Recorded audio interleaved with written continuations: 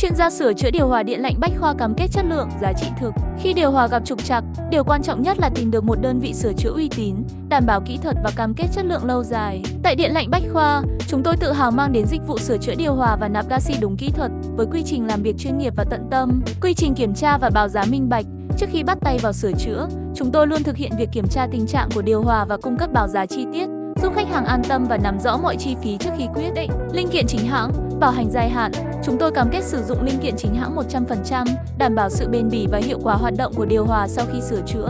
Với chính sách bảo hành từ 6 đến 12 tháng, khách hàng có thể hoàn toàn yên tâm về chất lượng dịch vụ. Sửa chữa mọi dòng điều hòa, dù là điều hòa treo tường, điều hòa âm trần, điều hòa multi, điều hòa ống gió hay điều hòa trung tâm, đội ngũ kỹ thuật viên của chúng tôi đều có đủ kiến thức và kinh nghiệm để xử lý mọi vấn đề. Cam kết 100% không tái phát lỗi cũ. Hãy để Điện lạnh Bách Khoa đồng hành cùng bạn trong việc bảo trì và sửa chữa điều hòa, mang lại không gian sống mát mẻ, thoải mái cho gia đình và nơi làm việc.